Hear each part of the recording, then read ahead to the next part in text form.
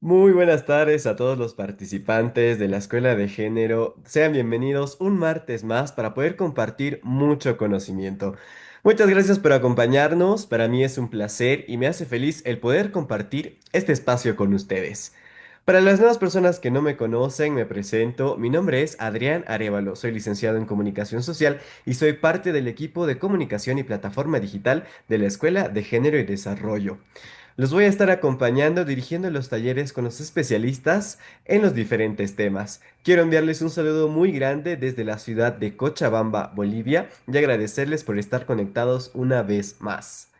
Para aquellas personas que no saben de qué se trata la Escuela de Género y Desarrollo, les comento que en abril del 2020, con mucho esfuerzo, creamos un espacio virtual llamado Escuela de Género y Desarrollo, con el objetivo de informar y orientar a hombres y mujeres para que fortalezcan sus conocimientos en temáticas de género, salud y desarrollo integral.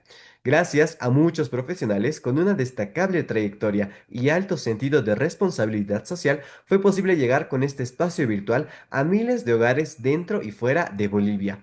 Vimos con mucha satisfacción que la voz de diferentes expertos en diferentes especialidades, quienes de forma desinteresada y voluntaria, cada martes comparten sus conocimientos para informar y orientar a gente que realmente lo necesita. Juntos hemos aprendido en 224 talleres con más de 785.000 participantes de diferentes departamentos de nuestro país, como también del extranjero. Gracias por confiar en la Escuela de Género y Desarrollo. Hoy reafirmamos nuestro compromiso de seguir trabajando con ustedes, porque estamos convencidos que con educación Bolivia puede. Muchas gracias a todos por acompañarnos y ya siguen uniéndose. No podemos comenzar sin antes agradecer a nuestro promotor Samuel Doria Medina, que gracias a él la Escuela de Género y Desarrollo llega hasta sus hogares, y a nuestra directora de la Escuela de Género y Desarrollo, Daniela Cabrera, que impulsa este proyecto en favor de la educación, salud y el desarrollo integral. Muchas gracias a cada uno de ustedes por acompañarnos y también agradecer a nuestra directora que no se encuentra con nosotros, que vamos a tenerla muy pronto nuevamente junto a nosotros. Hoy tenemos un nuevo taller como cada martes. Esta vez tendremos un expositor que se conectará junto a nosotros desde la ciudad de Cochabamba, recordando el Día Mundial de la Lucha contra el SIDA en el taller número 225 de la Escuela de Género y Desarrollo, denominado Diagnóstico, Tratamiento y Prevención del VIH.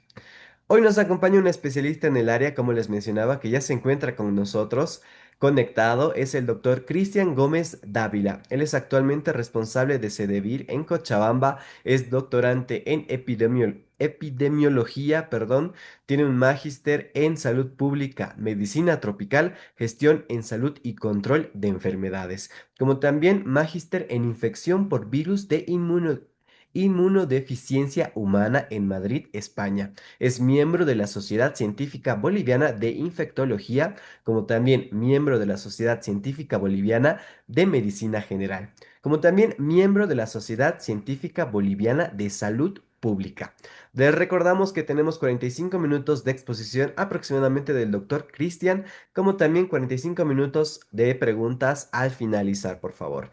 De esta manera comenzamos, ya tenemos a nuestro expositor, por favor le pedimos que ya encienda su cámara y también podamos dar inicio con nuestro taller del día de hoy. Muy buenas noches, doctor Cristian, muchas gracias por acompañarnos, sea bienvenido a la Escuela de Género nuevamente.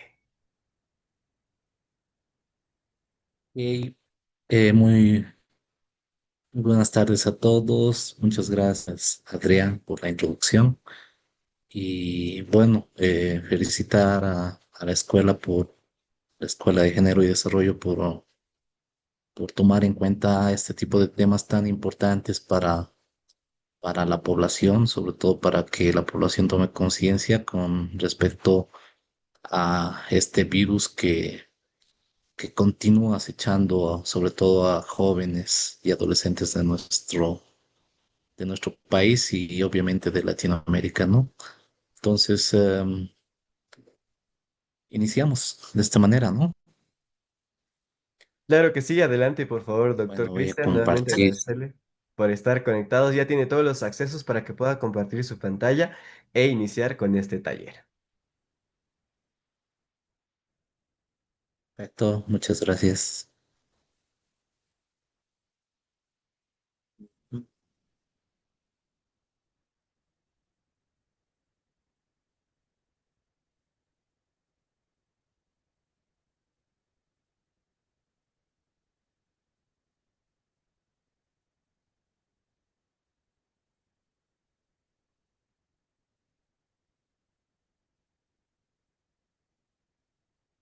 Se ve, ¿no?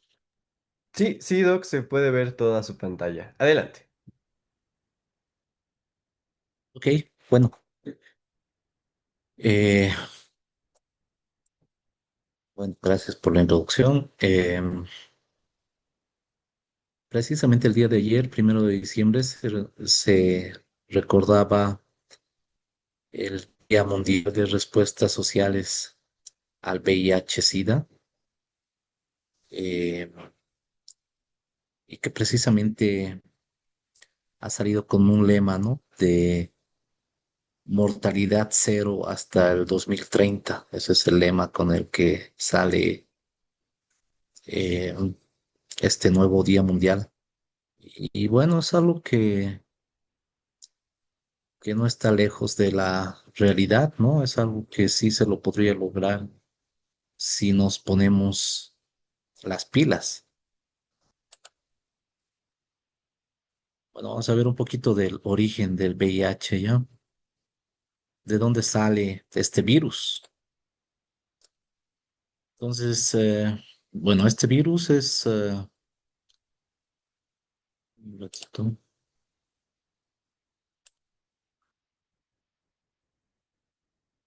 una troposomorsis. Eso quiere decir que es un virus que en algún momento solo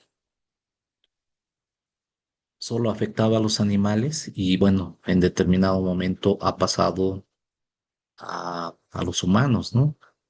Eh, Vamos a ver algunas teorías al respecto, ¿ya? Bueno, en un inicio era un virus que solo pertenecía a los chimpancés, a los primates en realidad. Se lo conocía como VIS o virus de inmunodeficiencia simia. Eh, en determinado periodo, este virus ha pasado al hombre, ¿no? ¿Cómo se ha producido esta transmisión? Bueno, al respecto hay varias teorías también. Eh, en realidad, el virus de inmunodeficiencia simia era un virus que afectaba a varias especies de simios, como hemos dicho, que están las 4 especies más afectadas de simios, y obviamente estos simios pertenecían a diferentes zonas de África, ¿no? Entonces, precisamente un estudio que se ha hecho en Los Álamos, en Nuevo México, determina que el origen del virus ha sido más o menos en 1930 en África Central, que es justo donde están estos primates, ¿no?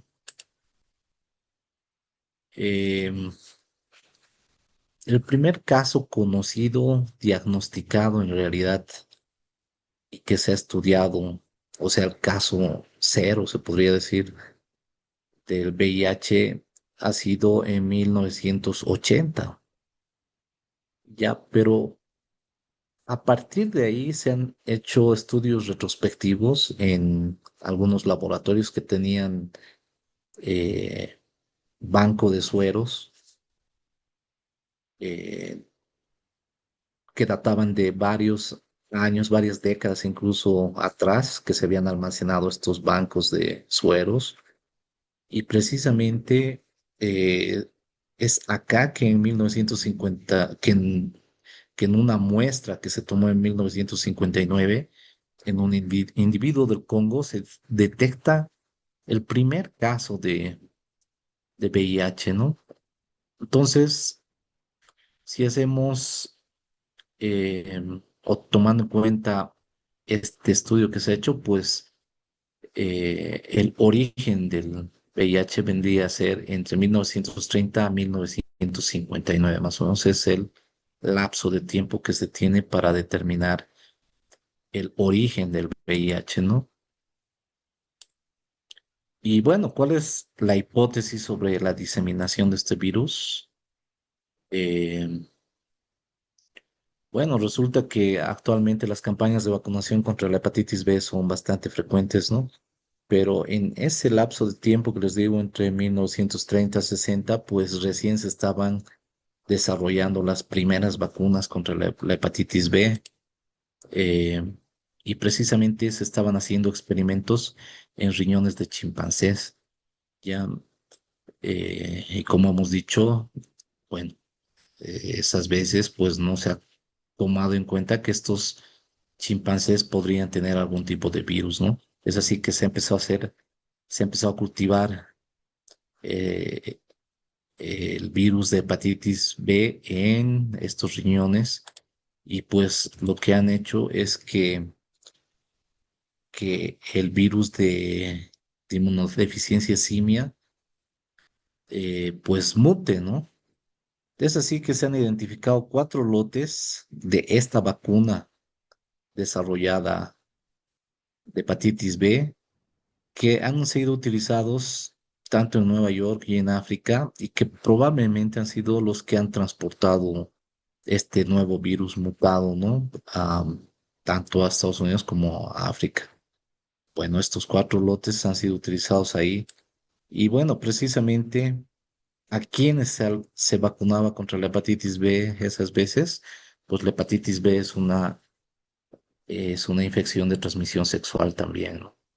Y generalmente la hepatitis B eh, era un virus que afectaba principalmente a, a personas homosexuales. Es por eso que los primeros casos que se identifican en 1900, en la década de los 80 de VIH, pues se da en esta población, ¿no? ¿Cómo surge esto? Pues en 1981 eh, se realiza la publicación de un primer artículo científico, eh, y era pues algo muy raro, ¿no? Resulta que se presentan 7 casos de neumonía en, o sea, 7 pacientes que presentan neumonía por por una bacteria que se llama Pneumocystis, actualmente Chirovesi, antes se lo conocía como Pneumocystis carini, ¿no? Pues este tipo de germen, este tipo de microorganismo eh, era muy raro. Solo se presentaba en personas que tenían las defensas muy bajas, ¿no? Y bueno, lo principal de este artículo no solo es que en un corto periodo de tiempo se han presentado casos de neumonía, ¿no? Sino que esos 7 casos de neumonía eh, se han presentado principalmente, o sea, los 7 casos eran en personas eh, homosexuales.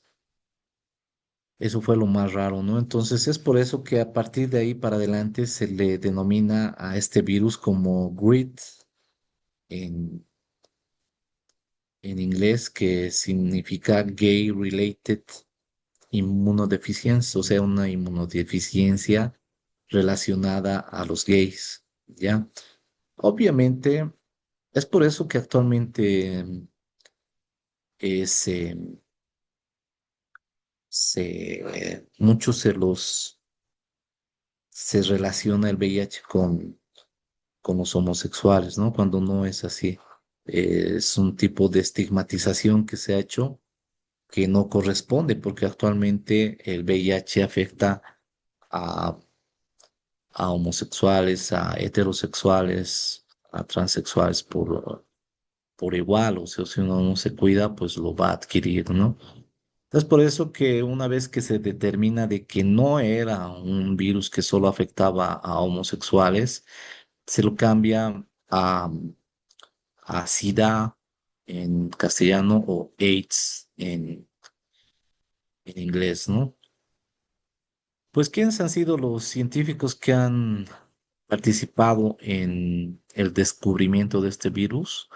Son estos 2 personajes, denominado uno Robert Gallo, que es de ascendencia estadounidense, y Lou Montagnier, que es de descendencia francesa. Pues ha habido una disputa, ¿no? Entre ambos por quién había descubierto. Y al final se les dio el crédito a los dos para que no hayan peleas. Incluso hay películas que muestran las disputas que ha habido entre ambos por ver quién se llevaba la flor con el descubrimiento de este nuevo virus, ¿no? Bueno, vamos a ver un poco de epidemiología. Eh, Estos son datos del 2024. Bueno, generalmente NAIDS, que pertenece a la Organización Mundial de la Salud, que es el órgano que hace estudios sobre VIH en el mundo, eh, publica estos datos a principios de cada año, ¿no? Eh, por ejemplo, este año ha publicado todos los datos del 2024. En enero seguramente ya publicará, veremos los datos del 2025. De todas maneras, acá lo que podemos ver es datos bastante interesantes. Lo que nos muestra acá que el año 2004 teníamos un total de 40 millones de personas viviendo con VIH en el mundo. Eh, Ese año, el 2024, 1.3 millones de personas han adquirido el VIH y 630.000 personas han muerto con causas relacionadas al VIH, ¿no? Entonces son datos que yo podría decir impresionantes, ¿no? Que obviamente si comparamos con años anteriores han mejorado muchísimo, pues antes moría mucha más gente por VIH. Actualmente, gracias a los tratamientos que existen, que los vamos a ver después, pues se ha logrado mejorar estos indicadores muchísimo. En adultos mayores de 15 años, pues fíjense, tenemos 32 millones y medio de adultos que viven con VIH y 1.4 millones de menores de 15 años que viven con VIH. Esto se supone que son niños que no han tenido relaciones sexuales, ¿no? En su mayoría son niños que han nacido con VIH por transmisión vertical, o sea, la transmisión de una madre que tiene VIH al niño que está gestando esta madre, ¿no? 1.2 millones han muerto de mayores de 15 años y 120.000 niños, ¿no? O no, que han adquirido el VIH este año.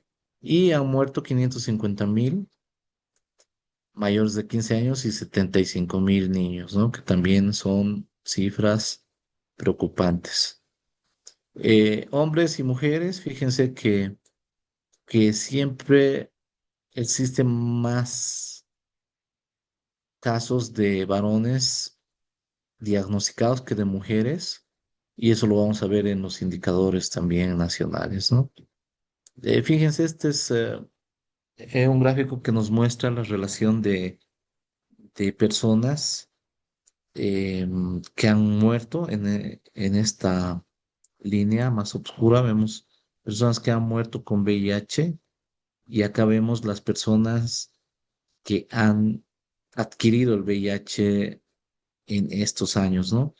Entonces, fíjense que acá se ha llegado incluso hasta 2 millones de muertes, que es más o menos por el 2005. Y fíjense, más de casi 3 millones y medio, el 95, que se han infectado con VIH, ¿no? Gracias a Dios, esta curva nos muestra de que esto está bajando, ¿no? Bajando tanto el número de muertes como el número de nuevos diagnósticos. Esto es a nivel mundial, precisamente hasta el año pasado también. Bueno, vamos a ver un poquito, sé que están participando. personas de varios países, pero quiero mostrarles estos datos de Bolivia, que también, obviamente, hay países en Latinoamérica que tienen muchos más casos que Bolivia, pero que también van de acuerdo al número de población que tienen, ¿no? Obviamente la delantera en Latinoamérica la lleva Brasil y México, que son pues los dos países más poblados de Latinoamérica, ¿no? Y en Bolivia tenemos 12 millones de habitantes y actualmente, esto es hasta la fecha, tenemos 46.490 personas viviendo con VIH. Y en Cochabamba, que es el departamento donde vivo, pues hasta la fecha tenemos desde 1984, ¿no? 8.936 casos diagnosticados hoy y viviendo con VIH actualmente. Estos son los casos diagnosticados el 2024. En Bolivia tenemos 3.527 casos.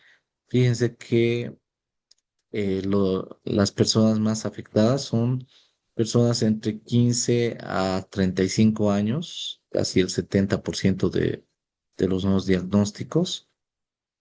Más o menos, fíjense, esto también es algo que hay que remarcarlo.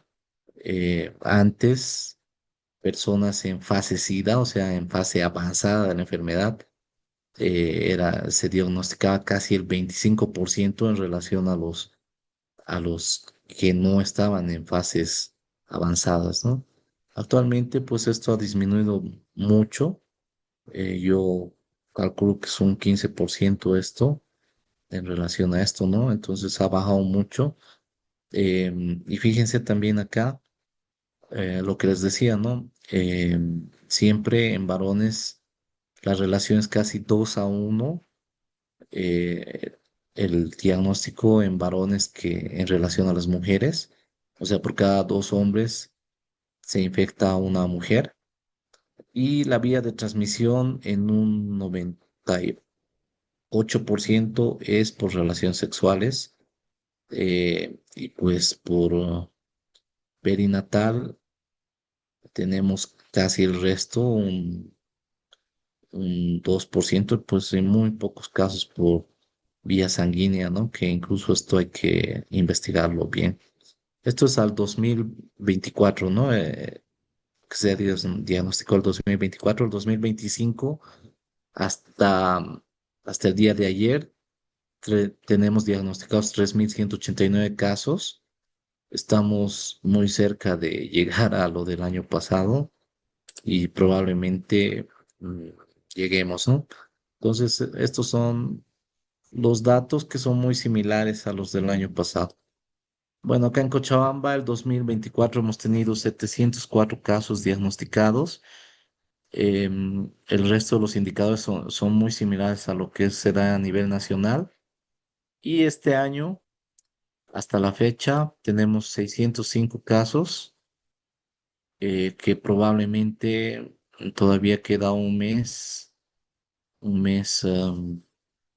o sea, todo el mes de diciembre, que seguro vamos a seguir diagnosticando y pues probablemente rondemos, ¿no? Lo del año pasado también, los 704 casos. Fíjense, esto es el acumulado a nivel nacional. El primer caso diagnosticado en Bolivia ha sido en 1983. Bueno, al inicio se ha diagnosticado muy poco. De ahí ha habido el boom a partir de 2005 para adelante. Y si se fijan, pues este año es el año de la pandemia, ¿no? Que la pandemia, la cuarentena de la pandemia no solo ha servido para controlar el COVID, sino también otras enfermedades como el VIH. Y pues a partir de ahí otra vez se ha dado el incremento exponencial, casi un incremento del 5% por año. Y bueno, algo que hemos estado viendo ahora, que haya un ligero retroceso, ¿no? Que esperemos que sea real y que no sea que más bien hemos bajado la guardia en la detección de pacientes y que no estemos detectando todos los pacientes que deberíamos. Bueno, entraremos a ver qué es el VIH y qué es el SIDA, ¿no? Son dos cosas diferentes que a veces las confundimos. Eh, el VIH nos habla de virus.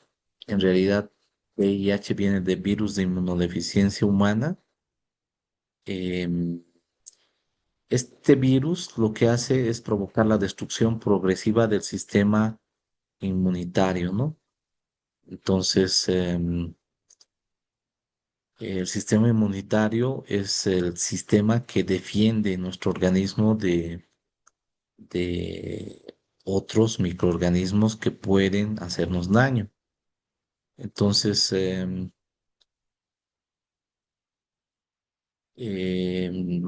lo que hace es disminuir las defensas y favorece la aparición de determinadas infecciones, tumores y otras enfermedades.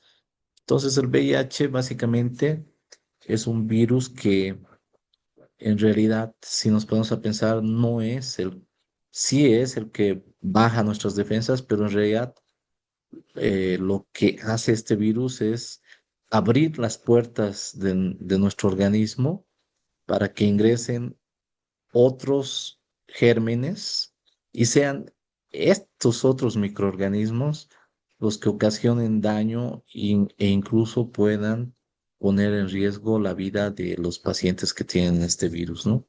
Entonces, ese es la definición de lo que es el VIH. ¿Y qué es el SIDA? El SIDA es el síndrome de inmunodeficiencia adquirida, que en realidad nos está hablando, como ya hemos visto en las diapositivas anteriores, de un estado avanzado de la infección por VIH, ¿no? El SIDA es, ya después lo vamos a ver, es la última fase de la enfermedad eh, donde el sistema inmunológico, el sistema inmunitario, ya está bastante dañado y pues ya tenemos otras enfermedades oportunistas afectando nuestro organismo. ¿Cómo se transmite el VIH? Pues el VIH se encuentra en cuatro fluidos de las personas que están infectadas, ¿no? ¿Cuáles son estos cuatro fluidos? Pues la sangre, el semen, las secreciones vaginales y la leche materna. Estos cuatro fluidos son los que tienen concentraciones elevadas de virus y solo estos cuatro fluidos pueden producir la infección del VIH. Entonces, acá nos está mencionando, por ejemplo, saliva, ¿no? Muchas personas creen que la saliva podría transmitir el VIH, pues no es así. Para que se produzca la infección es necesario que el VIH penetre en el organismo. Para esto debe estar en contacto con la sangre o mucosas, el revestimiento interior de la boca, la vagina, el pene y el recto. Entonces, el ingreso se da por una de estas cuatro vías. Obviamente hay tres vías de transmisión. La sexual, que hemos visto hace rato según las estadísticas, que es la principal, ¿no? Más del 98% de las infecciones por VIH se dan por vía sexual. La vía sanguínea, que yo les digo que es muy raro, hay que investigarlo bastante bien. Hay muchas personas que por no, eh, que por el temor de decir que ha sido por una relación sexual, dicen que ha sido por vía sanguínea, por un pinchazo, por contacto con sangre de alguna persona, etcétera. Y bueno, y tenemos la vía de transmisión vertical, que es la que les había dicho, ¿no? Que es la que se da de madre a hijo, una madre infectada que no está en tratamiento, pues, y que se embaraza, el riesgo de que pase el virus a su hijo es pues sumamente alto si no hace tratamiento. Es por eso que toda persona embarazada debe hacerse la prueba en el primer trimestre y en el tercer trimestre del embarazo. Eh, Mientras más antes detectar el VIH, mejor, así inicia tratamiento y pues ese niño segurísimo que no va a nacer con VIH, ¿no?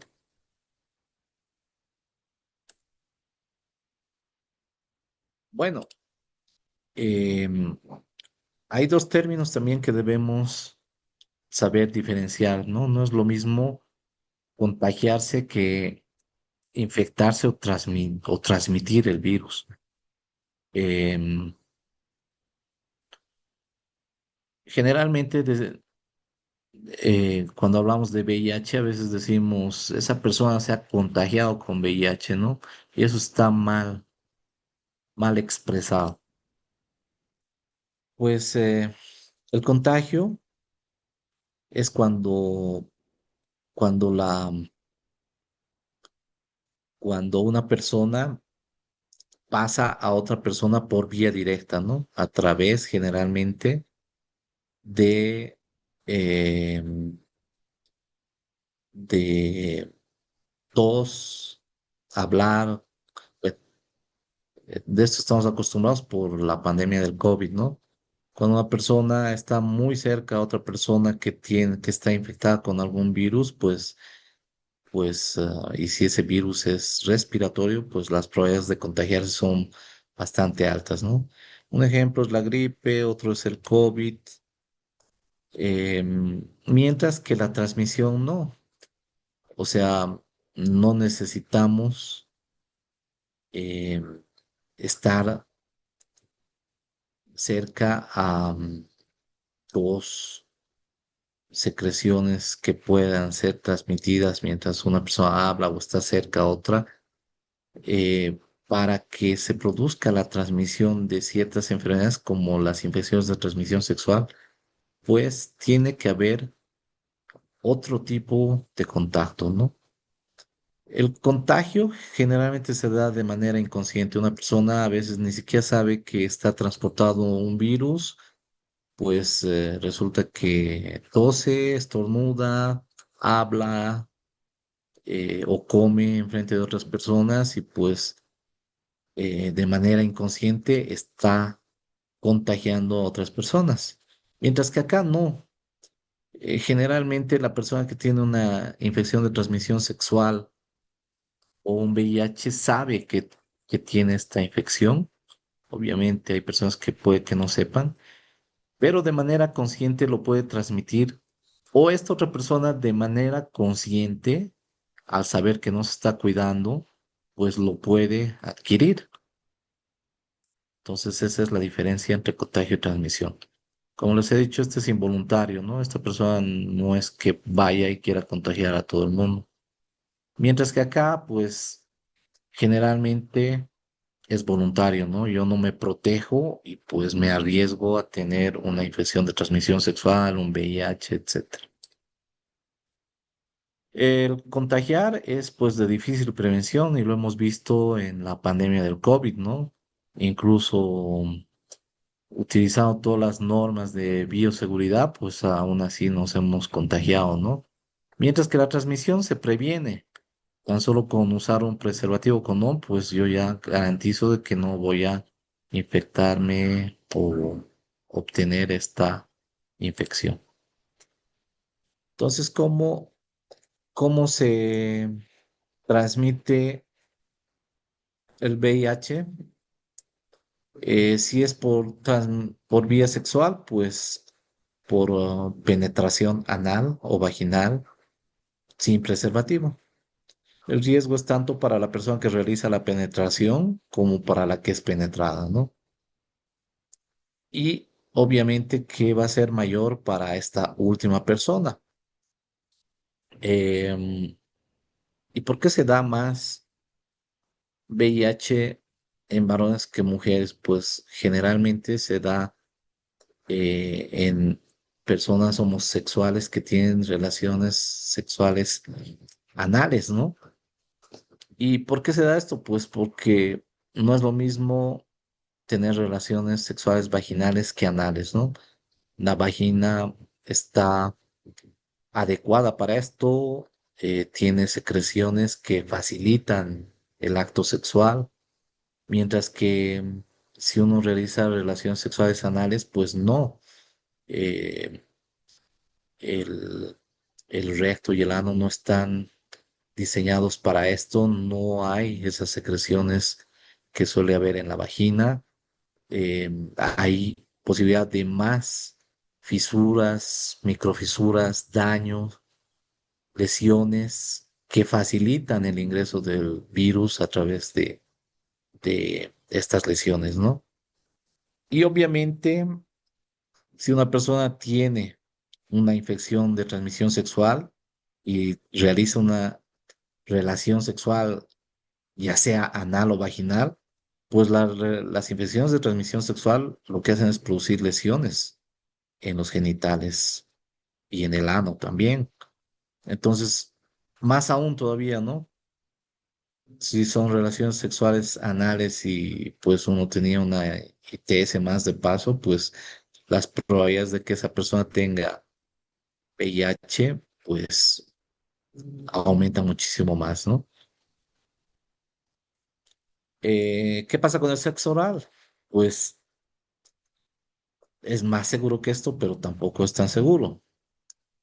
Si una persona tiene lesiones en la boca, pues eh, ingiere el semen o se mantiene en la boca, pues esa persona tiene también alto riesgo de tener una infección por VIH. Bueno, la transmisión por vía sanguínea se da compartiendo jeringas. Esto se daba muchísimo antes, cuando había las drogas intravenosas. Bueno, actualmente sigue habiendo, pero ya el uso ya ha bajado muchísimo. Em, Compartiendo agujas también, otro material de inyección, el uso de agujas que, que no son esterilizadas o no son desechadas en procedimientos como los tatuajes, pues también es un alto riesgo de transmisión, o cualquier instrumento cortante que haya estado en contacto con sangre infectada, ¿no? Instrumentos que se usan para los tatuajes, también lo que les he dicho, los piercings también son de alto riesgo, hay que saber dónde ir, hay que ir a lugares seguros. La acupuntura también está catalogada como de alto riesgo, perforación de orejas, obviamente todo esto si no está desinfectado, ¿no? Bueno, y después tenemos la transmisión vertical de madre a hijo. Esto se da sobre todo en las personas que están embarazadas, que tienen VIH, que no están en tratamiento antirretroviral. Eh, Durante el parto aumenta el riesgo porque durante el parto, pues peor todavía si la persona no sabe que tiene VIH, saben que durante el parto hay mucha circulación de sangre, el, el, el, el recién nacido está en contacto con sangre el momento del parto, entonces hay alto riesgo de que esa persona se infecte con VIH ese recién nacido, ¿no? Y bueno, más aún si ese niño pues llega hasta la lactancia, ¿no? Si la madre no ha detectado que tiene VIH durante el embarazo, tampoco le han detectado durante el parto y durante la lactancia tampoco le detectan y la madre le da de lactar, pues el riesgo más todavía, ¿no? Ese niño es muy probable que nazca con VIH o que adquiere el VIH después de la lactancia. Entonces, los métodos más comunes de transmisión del VIH son repetimos de nuevo, el sexo desprotegido con una pareja infectada, ¿no?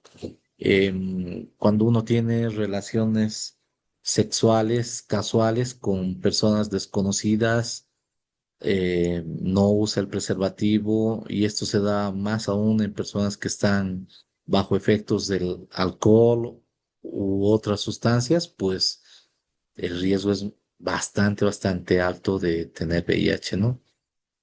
Otro método común de transmisión del VIH es el compartir agujas con una persona infectada, lo que hemos dicho, ¿no? La transmisión de la madre infectada al feto y infección por productos sanguíneos. Actualmente las transfusiones de sangre son bastante seguras, bastante controladas, em, pero en algunos lugares todavía se sigue haciendo transfusiones sin el control respectivo, ¿no? Entonces eso son situaciones de riesgo para la transmisión del VIH. Entonces, ¿cómo se puede transmitir? Ya hemos dicho, cuatro fluidos que que tienen alta concentración de virus y pues tiene que haber una puerta de entrada, ¿no? La puerta de entrada puede ser una herida abierta, la mucosa vaginal, la mucosa rectal u otras mucosas. Entonces, el VIH hay que ser consciente de que no se transmite por darse la mano, abrazarse, besarse o acariciarse. Tampoco se da por compartir objetos de uso común como el teléfono, cubiertos, ropa o alimentos. Tampoco se da a través de otros fluidos que no hemos mencionado, ¿no? Como las lágrimas, el sudor, la saliva o los estornudos. Tampoco se transmite por compartir duchas, lavabos, baños, en piscinas, instalaciones deportivas o de ocio, saunas, lugares de trabajo, colegios, establecimientos públicos. Tampoco se transmite a través de animales. Hay muchas personas que creen que un mosquito que pica a una persona infectada puede ir y transmitir a otra persona, pues la cantidad de sangre que lleva un mosquito es tan pequeña que la carga viral es pues insignificante, ¿no? Entonces no se puede dar tampoco por la picadura de otros insectos. Em, y tampoco se da, como les he dicho hace rato, por donar o recibir sangre en los países en los que la donación está adecuadamente controlada. El desconocimiento, conocimiento erróneo sobre el VIH, SIDA, cómo se transmite el VIH y sobre todo cómo no se transmite, son causas de estigma y discriminación hacia las personas con VIH, ¿no? Y he visto muchos casos que incluso dentro de la familia, sus propios familiares han sido discriminados eh, precisamente por alguna de estas situaciones, ¿no? Y eso no es lo correcto. Bueno, con respecto al diagnóstico del VIH, tamizaje y diagnóstico, ¿cómo sé si tengo el VIH? Pues es recomendable realizarse una prueba de VIH, sobre todo si has tenido relaciones sexuales con penetración, ya sea vaginal, anal u oral, sin preservativo. Si tienes una pareja estable y quieres dejar de usar el preservativo en tus relaciones sexuales. Si has compartido material para inyectarse drogas, como ser jeringuillas, agujas, cucharas, filtros, etcétera. O si has padecido alguna infección de transmisión sexual, tuberculosis o hepatitis. Entonces, obviamente, cuando uno tiene una infección de transmisión sexual, como les he dicho, debería realizarse una prueba para VIH para descartar, ¿no? De que se ha infectado con el VIH, ya que el riesgo aumenta. ¿Cómo puedes saber si tienes el VIH? Pues la única manera de saber si estás o no infectado por el VIH es haciéndote la prueba de VIH. Las pruebas de diagnóstico del VIH que se emplean habitualmente Son tests que detectan los anticuerpos que genera el organismo frente al VIH. Según el tipo de prueba, se utilizan muestras de sangre o de saliva. La prueba es voluntaria y su resultado es confidencial. Bueno, estas pruebas de saliva em, en Latinoamérica, pues por lo menos en Bolivia no las estamos utilizando. Em, donde sé que las están utilizando bastante es en Europa. Y bueno, la facilidad que tiene es que tú vas, bueno, eso hace de que no tengas contacto con el personal de salud, ¿no? Tú vas a la farmacia, te compras la prueba, sacas el hisopo, pues te lo haces dar vuelta por la boca, lo pasas al taquito y pues es como un test de embarazo, ¿no? Vas a saber si tienes VIH en menos de 30 minutos. Eso es utilizado mucho allá porque está haciendo de que muchas personas logren diagnosticar. Hay muchas personas que no quieren ir al médico, ¿no? Por miedo precisamente a saber que tiene el VIH o a que otras personas se enteren. Entonces, es algo que sí, que poco a poco se lo está implementando ya en diferentes países. La prueba es voluntaria, o sea, nadie te puede obligar a realizarte la prueba y el resultado obviamente es confidencial. No deberían divulgarlo, solo debería saberlo el personal de salud y la persona que se hace la prueba. Y, por ejemplo, en Bolivia hay leyes que protegen la confidencialidad de las personas que tienen VIH, ¿no? Em, es gratuita en todos los centros de salud, acá en Bolivia por lo menos, públicos. Además, en la mayoría de los centros de enfermedades de transmisión sexual se puede hacer de manera anónima y no te pedirán ni siquiera, ¿no? Que estés asegurado.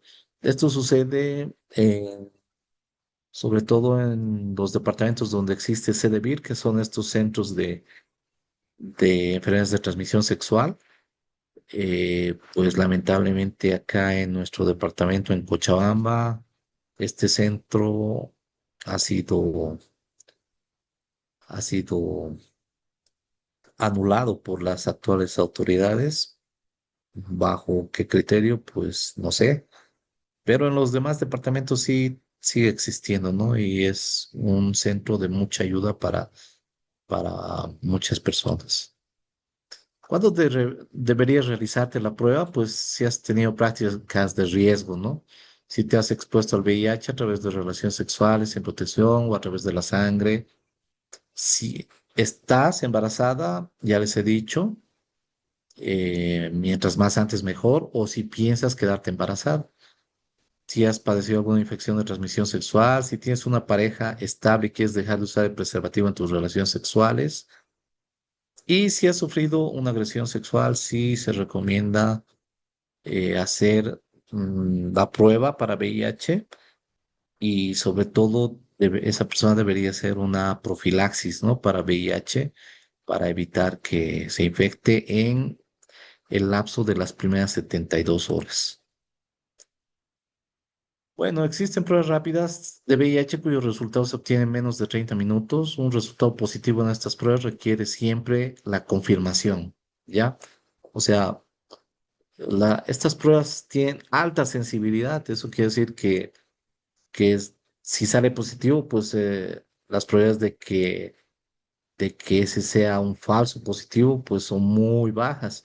Pero aún así, siempre se recomienda hacer una confirmación, ¿no? Las pruebas rápidas emplean generalmente una pequeña muestra de sangre, generalmente se hace un pinchacito en el dedo con una lanceta y pues una gotita de sangre en el taquito de la prueba y se utiliza un medio de dilución, una solución buffer y con esto pues 15 minutos, entre 15 y 30 minutos, pues ya vamos a saber el resultado de la prueba. Bueno, en nuestro país, en Bolivia, pues el algoritmo de diagnóstico hace 5 años atrás era bastante largo y bastante costoso. El resultado lo sabíamos en un lapso de un mes, ¿ya? Y llegaba a costar más de $1,000, ¿no? Hacer todo este procedimiento. Actualmente, pues tenemos este algoritmo de diagnóstico que consiste en realizar una primera prueba rápida que es de una determinada marca, que se va a ver mejor. Esta es la primera prueba rápida que tiene alta sensibilidad, 99,8% de sensibilidad. Eso quiere decir que de cada, de cada 1,000 pruebas, 998 pruebas que sean positivas son realmente positivas. Dos pruebitas podrían no ser positivas, ¿no? Entonces, alta sensibilidad. Y si esta sale positiva, pues para descartar o para confirmar, mejor dicho, realmente confirmar, se hace esta otra segunda prueba que tiene una especificidad del 99%, 99,9, ¿no? Acá lo que hace es que si esta sale negativa, pues de 1,000 pruebas, 999 pruebas negativas van a ser realmente negativas. Una puede fallar, ¿no? Entonces, pero si sale positiva, pues ya se confirma esta. Entonces, eh, si esta sale positiva y esta sale positiva, pues ese paciente es 100% positivo, ¿no? En caso de que esta salga positiva y esta negativa, pues lo que se hace es una prueba de una tercera prueba de confirmación ya, que es el ELISA, ¿no? Un ELISA de cuarta generación, eh, que esta sí tiene un 100% de sensibilidad, o sea, lo que saque el ELISA, pues es al 100%, ¿no? Si es positiva, pues es realmente positivo. Em, y dirán ustedes, ¿y por qué no hacen directamente, pues, la prueba de ELISA, ¿no? Bueno, porque resulta que entre esta prueba y esta prueba cuesta 30 bolivianos, que sería como unos $3, digamos.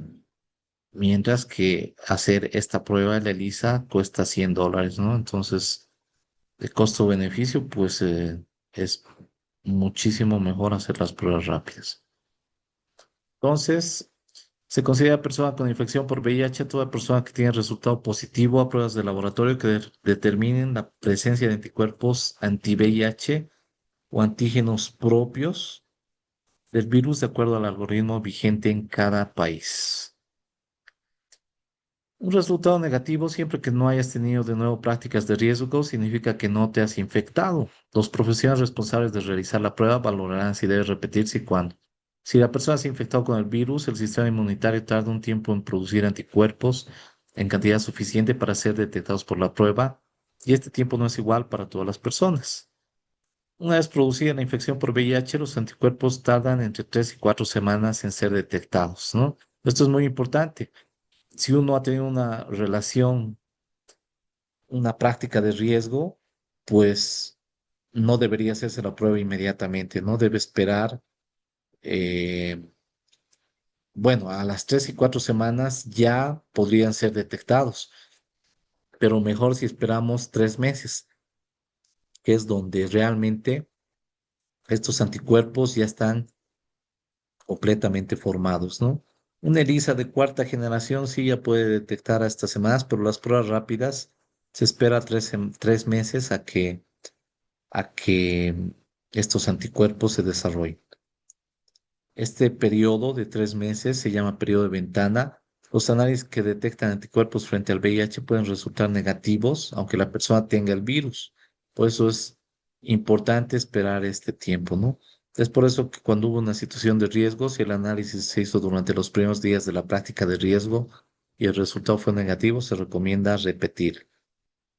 Em, a veces es mejor hacer, si uno ha tenido una relación, una práctica de riesgo, eh, es mejor hacerse ese momento una prueba, esto para descartar de que no tiene el VIH de antes, ¿no? Y después a los 3 meses para descartar de que ha adquirido en esta situación de riesgo. ¿Cuáles son los signos, síntomas del VIH? Pues dentro del VIH hay tres periodos, ¿no? Uno inicial, que es ese periodo de ventana del que hemos hablado, que también se le llama infección primaria por VIH. Después tenemos un periodo crónico, que es una fase latente donde no va a haber ningún signo ni síntoma. Y finalmente tenemos la última fase, que es la que habíamos hablado antes, la fase SIDA, la última fase de la enfermedad, que es donde el sistema inmunológico, las defensas están bastante deterioradas. Bueno, el periodo inicial o periodo de ventana eh, puede dar algunos signos, síntomas iniciales, ¿no? A las 3 semanas de la situación de riesgo, que pueden pasar desapercibidas porque es como un resfrío más o menos.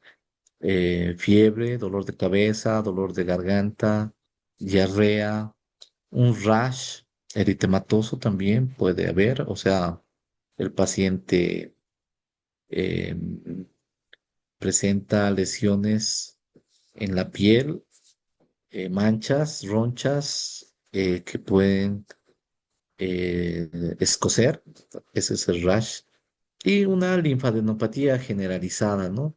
La linfadenopatía son los ganglios, las bolitas que nos sale a veces acá en el maxilar inferior, en las axilas, acá en el cuello nos puede salir, en las ingles, en las entrepiernas, etcétera, ¿no? Entonces son zonas que pueden presentar estas bolitas y pues duran 3, 5 días y pues pasan, ¿no? Y después de eso, en esta, en este periodo inicial, pues no vamos a presentar más nada. Ah, si le hacemos una carga viral, pues la cantidad de virus que está circulando en esa persona, en ese organismo, es muy elevada.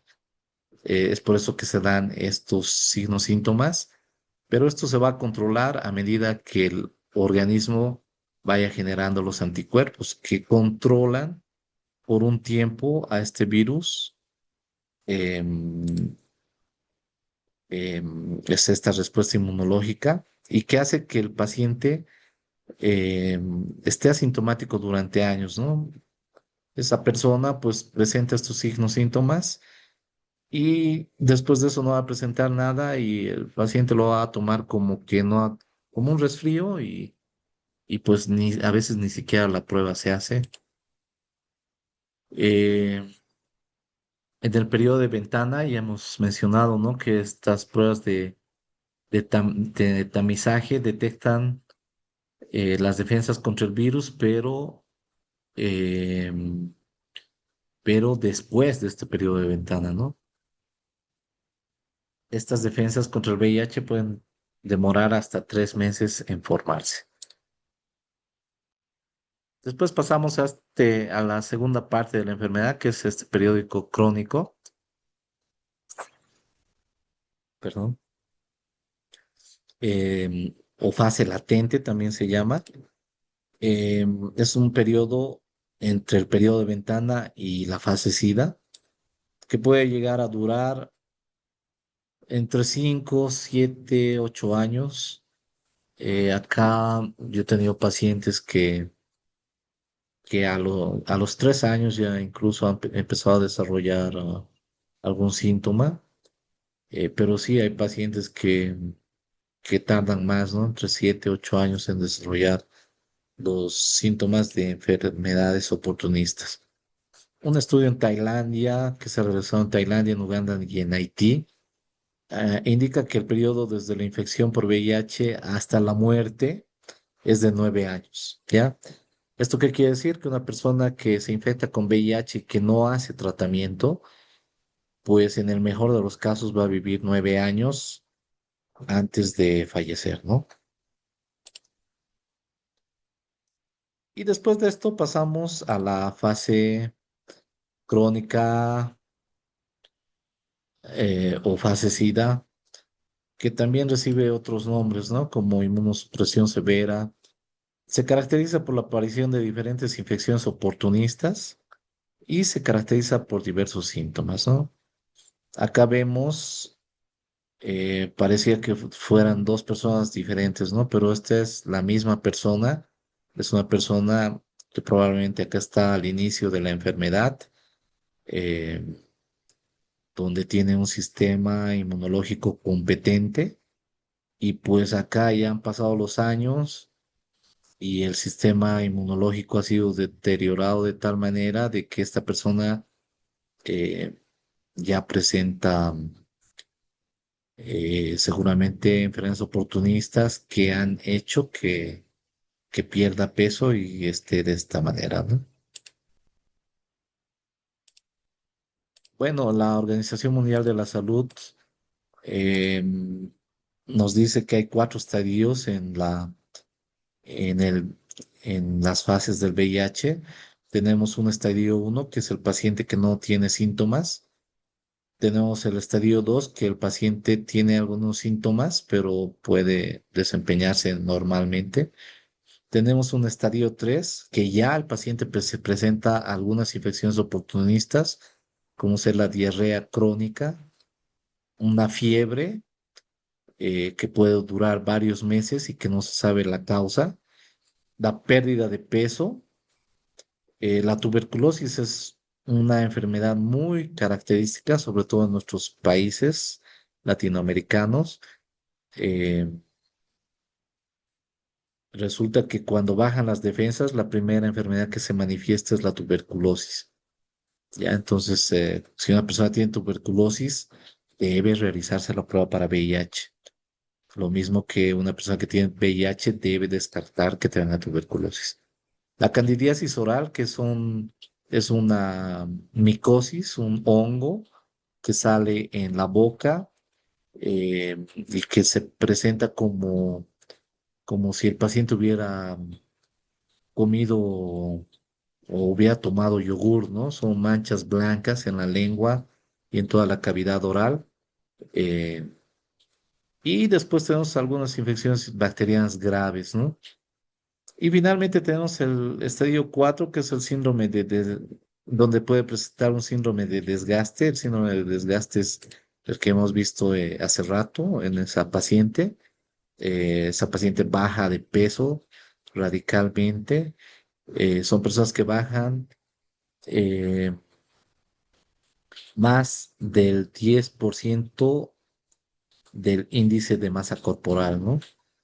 Después hay infecciones severas que va a presentar estos pacientes, infecciones por citomegalovirus, toxoplasmosis, micosis endémicas diseminadas, son hongos, pero ya no estos hongos, este es un hongo no tan agresivo, acá ya son hongos agresivos que pueden afectar diferentes órganos del cuerpo. La neumonía por neumocistis también. Candidiasis esofágica, ¿no? Esta candidiasis se mantiene solo en la boca, pero ya cuando invade esófago, pues ese paciente ya ni puede comer, es por eso que también va a presentar disminución de peso. Las tuberculosis extrapulmonares son también marcadoras de estadio 4, ¿no? Acá tenemos una tuberculosis pulmonar, acá ya son tuberculosis que se presentan en otros órganos. El sarcoma de Kaposi, que es un tipo de cáncer em, muy característico de personas que están en fase SIDA. Y criptococosis extrapulmonar, ¿no?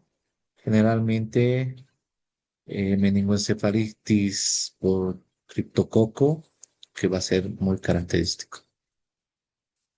La supervivencia, como hemos dicho, se estima 9 años después del diagnóstico, con un margen que va de 8 a 11 años si el paciente no realiza tratamiento, ¿no? Existen pacientes que se les denomina progresores lentos, que son menos del 5%. Esos pacientes van a vivir un poco más, entre 10 a 15 años. Son pacientes que su sistema inmunológico eh, controla al virus relativamente y es por eso que llegan a vivir más tiempo, ¿no? Sin tratamiento, el VIH tiene una letalidad del 100%. Eso quiere decir que todo paciente que tiene VIH y que no realiza tratamiento, pues va a fallecer en ese lapso de máximo 10 años, ¿no? Las diferencias entre el VIH y el SIDA, pues una persona que tiene VIH no va a presentar, que no está en fase SIDA, no va a presentar síntomas, mientras que el paciente que está en fase SIDA, pues va a presentar ya síntomas de diferentes enfermedades oportunistas. El paciente que solo tiene VIH no necesita otra medicación, solo los antirretrovirales, que son los medicamentos para controlar a VIH, mientras que el paciente en fase SIDA debe recibir muchos otros medicamentos más. Las defensas en el paciente que solo tiene VIH generalmente van a estar por encima de 350. Lo normal es tener más de 500 linfocitos T CD4 por milímetro cúbico, ¿ya? Eh, pero el VIH lo que hace es bajar el número de estos linfocitos, que son los linfocitos que defienden nuestro organismo de otras enfermedades, ¿no? Y obviamente cuando bajan, pues pueden llegar a bajar por debajo de 200. Cuando está por debajo de 200, ese paciente ya está en fase SIDA. El virus en la sangre, o sea, la carga viral, generalmente es bajo en estos pacientes en fase inicial, pero en el paciente que ya está en fase SIDA, pues la carga viral es elevadísima, ¿no? Es por encima de 200.000 copias por milímetro cúbico. Eso es como decir que en una gotita de sangre hay más de 200.000 virus. Hay pacientes que llegan a tener más de 1 millón, incluso he visto pacientes que han llegado a tener hasta 10 millones de copias en un milímetro cúbico, ¿no? El paciente que se mantiene en fase en el VIH, que no está en fase SIDA, pues la expectativa de vida es muy similar a la de una persona que no tiene VIH, ¿no? Pero el paciente que está en fase SIDA, pues la expectativa de vida es muy baja. Es más, cuando un paciente llega a un hospital de tercer nivel, pues quiere decir que ya está demasiado grave y es muy probable que fallezca. Eh, bueno, esto es lo que les decía, ¿no? El VIH a un inicio puede dar una sintomatología parecida a una gripe, luego no suele dar ningún síntoma más. Eh, sí se puede detectar el virus y los anticuerpos en sangre, pero si el paciente ya está en fase SIDA, pues ya las defensas están destruidas, puede haber síntomas variados, tanto de la propia infección como de enfermedades relacionadas, y acá sí se detecta el virus y anticuerpos en sangre. Con respecto al tratamiento, pues como esta charla está dirigida a población en general, no vamos a hablar de medicamentos específicamente, pero el objetivo del tratamiento es mantener una máxima y persistente supresión viral, ¿no? ¿Qué quiere decir esto? Que lo que hace el medicamento es bloquear diferentes puntos de replicación del virus, o sea que el virus no desaparece, pero deja de replicarse, o sea, deja de reproducirse y llega incluso a desaparecer de la sangre, ¿no? Como les he dicho, no significa que ese paciente haya, que haya desaparecido el virus, sino que el virus se va a, a ciertos lugares donde espera a la oportunidad de volverse a replicar, ¿no? Em, pero el objetivo de este tratamiento es ese, ¿no? De mantener esa carga viral indetectable, o sea, que no haya virus en la sangre, pues si se puede durante toda la vida del paciente. Eh, Otro objetivo de esta terapia antirretroviral es la restauración y preservación de la función inmune. Si el paciente baja, o sea, no tiene virus en la sangre, pues estos linfocitos TCD4 van a volver a subir, ¿no?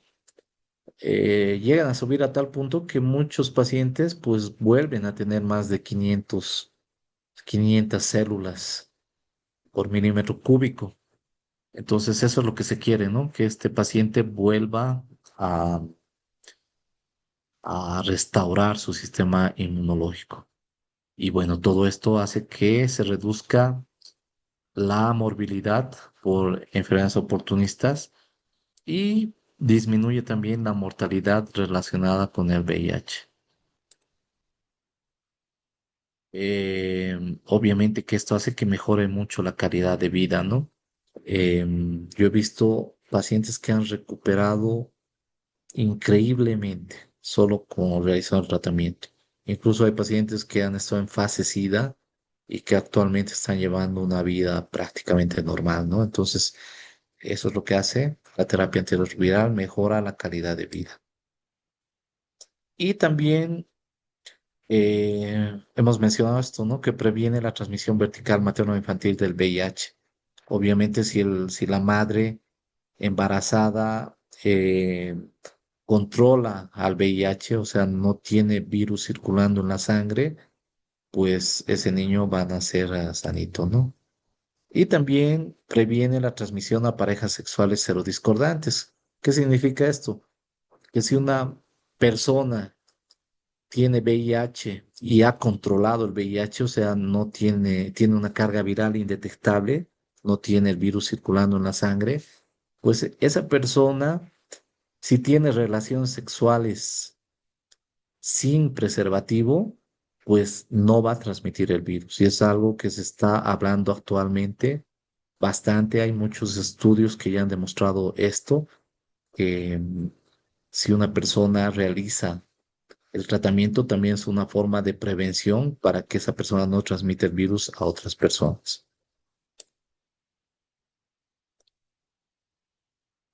Bueno, se han hecho dos estudios, el START y el estudio temprano, que han determinado de que se debe iniciar paciente en todo, o se debe iniciar tratamiento en todo paciente con diagnóstico de VIH, o sea, paciente diagnosticado, paciente que debe ser tratado, independientemente de la carga viral o del- de la cantidad de defensas que tenga ese paciente.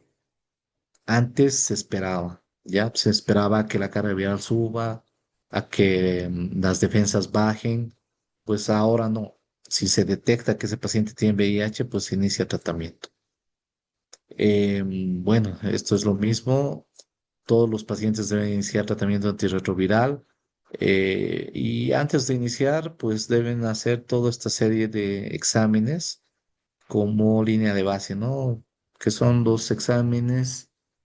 em, los exámenes de rutina que generalmente se solicitan, el hemograma completo, glicemia, urea creatinina, perfil hepático, renal, lipídico, examen general de orina y las diferentes serologías, ¿no? De infecciones oportunistas que pueda tener. Sí, hay casos en que no se debe iniciar tratamiento, como usuarios pacientes que están en situación de calle, obviamente porque estos, al estar en situación de calle, están expuestos a adicción a sustancias, entonces es muy probable que no se adhieran al tratamiento. Si un paciente rechaza iniciar la terapia, pues mejor esperar eh, a hacer trabajo psicológico para iniciar el tratamiento cuando el paciente esté preparado. Si el paciente tampoco acepta que tiene VIH, pues peor va a ser el tratamiento, ¿no? Y otras situaciones en las que el médico considere necesarias. Los tratamientos actuales han permitido disminuir la mortalidad, pero de momento no son curativos, ya no hay cura para el VIH por el momento. Con un tratamiento adecuado, el VIH es una enfermedad crónica. Se ha mejorado la calidad de vida de las personas con VIH y se está investigando para encontrar una vacuna contra el VIH, pero de momento no existe ninguna. Esto es lo que les decía, ¿no? Es lo que se está manejando. Indetectable es igual a intransmisible. Si el paciente no tiene virus en la sangre, está en tratamiento de manera adherente, pues ese paciente puede tener relaciones sexuales sin condón y no va a transmitir la enfermedad. Em, ¿Cómo nos protegemos de todo esto, de todo lo que hemos mencionado? Pues principalmente con el uso correcto del preservativo o condón. El uso, el uso del preservativo en las relaciones sexuales con penetración. El uso del preservativo impide la transmisión sexual del VIH y también de otras infecciones de transmisión sexual. Y además que previene embarazos no planificados, ¿no? Entonces, por eso es bueno utilizar el preservativo condón. Para evitar la transmisión por vía sanguínea, pues hay que usar siempre material estéril, evitando uso compartido de jeringuillas, agujas y otros útiles de inyección.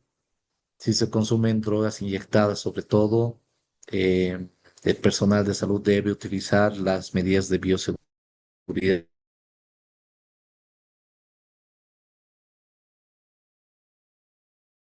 etcétera. Y para evitar la transmisión vertical, pues si estás embarazada, tienes VIH, hay tratamientos que reducen eficazmente el riesgo de transmisión del virus a tu futuro hijo o hija durante el embarazo y parto. Y obviamente que no debe dar de lactar a su bebé. El VIH continúa siendo un importante problema de salud pública. Todas somos susceptibles a infección por VIH. El preservativo masculino y el femenino, que no es conocido, pero que acá en Bolivia se lo estaba también promocionando, han demostrado ser métodos muy eficaces en la prevención de la transmisión del VIH. Su uso también es una forma muy eficaz para prevenir otras infecciones de transmisión sexual y usar el preservativo no debería ser un asunto de confianza o desconfianza, sino de responsabilidad y cuidado. Bueno, con esto finalizamos esta presentación y estamos abiertos a las preguntas que ustedes deseen. Muchas gracias al doctor Chris Gómez por acompañarnos con este taller tan importante, número 225, aprendiendo un poco más sobre el VIH y conmemorando el Día Mundial también.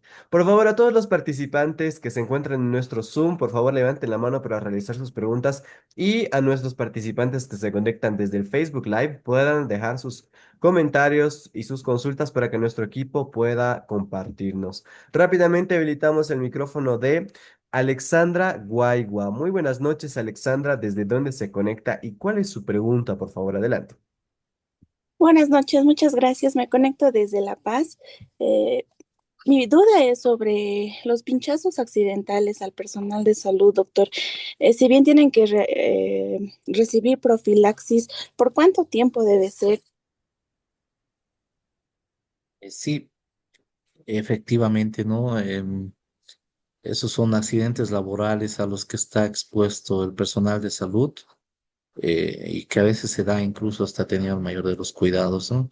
Em, El, la profilaxis, la quimioprofilaxis se debe iniciar dentro de las primeras 72 horas del accidente laboral y, y la duración es de 28 días, ya que es lo que recomienda el Programa Nacional de VIH de acá de Bolivia. Muchísimas gracias, doctor, y también un saludo a Alexandra que se conecta desde La Paz. Vamos a continuar y habilitamos el micrófono de Lucas Leandro. Buenas noches, Lucas. ¿Desde dónde se conecta y cuál es su pregunta, por favor? Buenas noches. Hola, ¿me escuchan? Sí, adelante. Sí, sí, no sé qué ha pasado, que he entrado con otra cuenta. Mi nombre es Esperanza Soledad Mondaca. Estoy escuchando de aquí desde La Paz, desde el barrio Valle de las Flores, Pampajas y Bajo. Quería hacer una pregunta al doctor. ¿Cómo se debe realizar una curación en un primer nivel con un paciente que tiene sarcoma de Kaposi, tiene VIH, tuberculosis y tiene una herida en la espalda, una escara de decúbito?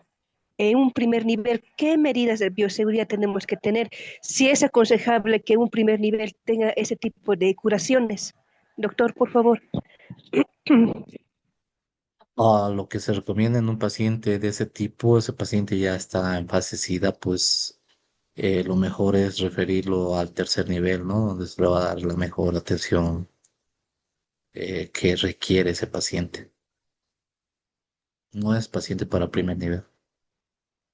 Muchísimas gracias al doctor y también a nuestra participante que se conecta desde La Paz. Rápidamente habilitamos el micrófono de... Y un poco aclarando eso también, y sobre todo para el personal de salud, em, las curaciones de heridas de pacientes que tienen VIH, pues hay que seguir solo las normas de bioseguridad.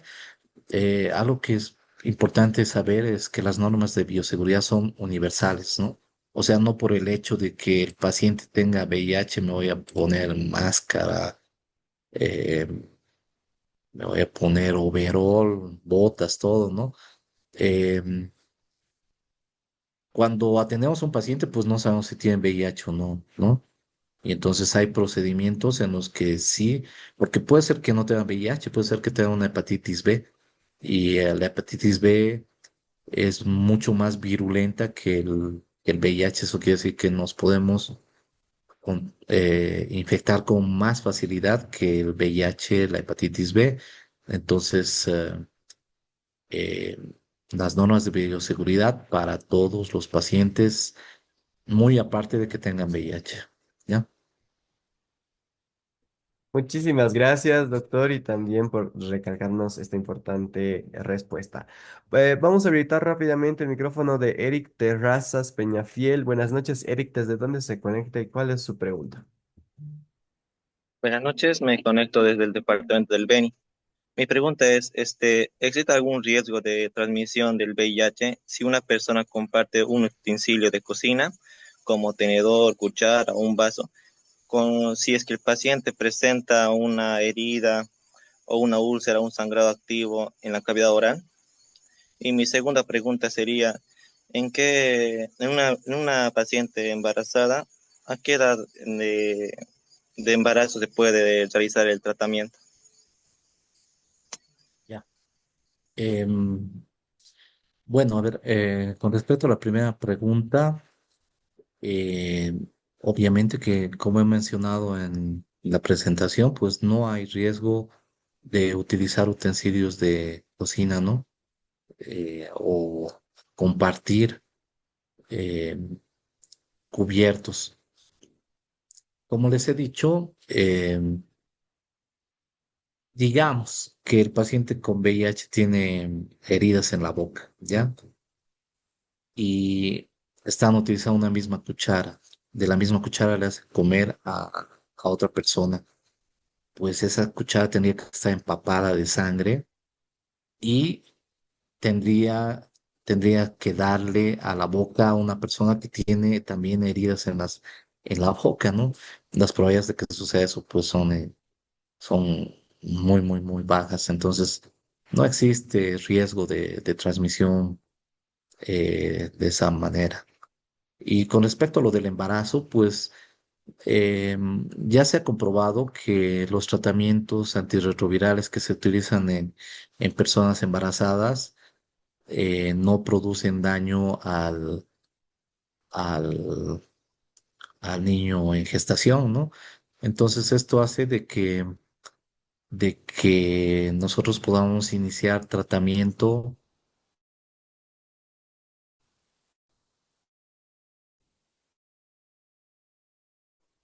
a las 12 semanas de haber sido, a las 12 semanas de embarazo, ¿no? Si es que ha sido diagnosticada antes. Pero si la paciente ya estaba realizando tratamiento antirretroviral, pues tiene que continuar nomás, no tiene que suspenderlo. Muchísimas gracias, doctor, y también mandamos un saludo hasta el departamento del Beni. Rápidamente habilitamos el micrófono de la licenciada Antonia. Muy buenas noches, licenciada. ¿Desde dónde se conecta y cuál es su pregunta, por favor? Buenas noches. Hablo desde Cochabamba. Mi pregunta es, ¿cuánto tiempo de vida tiene el virus fuera del organismo? Es decir, si alguna persona que tiene VIH y ha tenido algún sangrado activo y ha dejado algo de sangre en alguna parte, si esa sangre puede contagiar a otra persona adicional fuera del organismo. Gracias. Ya, bueno, resulta que el virus es sumamente lábil en el medio ambiente externo, ¿no? Em, Se dice que la luz del sol lo inactiva en minutos, ¿no? Es por eso que las probabilidades de que haya una infección por un accidente laboral, digamos, son muy bajas. Yo hasta ahora no he tenido ni una, he tenido varios accidentes laborales, muchos, muchos, pero de todos ellos, pues ninguno ha salido con VIH, ¿no? Entonces es algo muy poco probable precisamente por esta labilidad que tiene el virus. Es un virus sumamente lábil en el medio externo. Muchísimas gracias, doctor. Y rápidamente por temas de tiempo, vamos a habilitar la última pregunta de Evelyn. Buenas noches, Evelyn. ¿Desde dónde se conecta y cuál es su pregunta, por favor? Nuevamente habilitamos el micrófono de Evelyn, por favor. Hola, buenas noches. Buenas noches. Mi consulta era cuál es la ley por transmisión de VIH y cómo afecta psicológicamente. Gra- Ya la ley nacional es la 3729. Es la ley nacional de protección a las personas que viven con VIH. Y tenemos acá en Cochabamba una ley departamental también, la 575, eh, que también va en ese sentido, ¿no? Y bueno, la importancia de esta ley es que eh, el objetivo principal de esta ley es proteger a las personas que viven con VIH, ¿no? Tanto en la confidencialidad como en el manejo de estos pacientes. Antes de que haya el SUS, pues estos pacientes ya recibían medicación gratuita tanto para el VIH como para las enfermedades oportunistas que tenían, ¿no? Y obviamente ahora que existe el SUS, esto se ha mejorado mucho. Y acá con la ley 575 de la gobernación, pues estamos logrando cubrir algunas cosas que no cubre el SUS, como, bueno, o que no tenemos acá en coche, como la resonancia magnética, ¿no? Muchísimas gracias, doctor. Bueno, tenemos una última pregunta y vamos a habilitar de Derek Orla. Muy buenas noches, Derek. ¿Desde dónde se conecta y cuál es su pregunta, por favor? Hola, ¿me pueden escuchar? Sí, ¿Cómo adelante. están? Muy bien. Soy de Ecuador, mucho gusto con todos, doctor, gracias por su participación también y su maravillosa charla.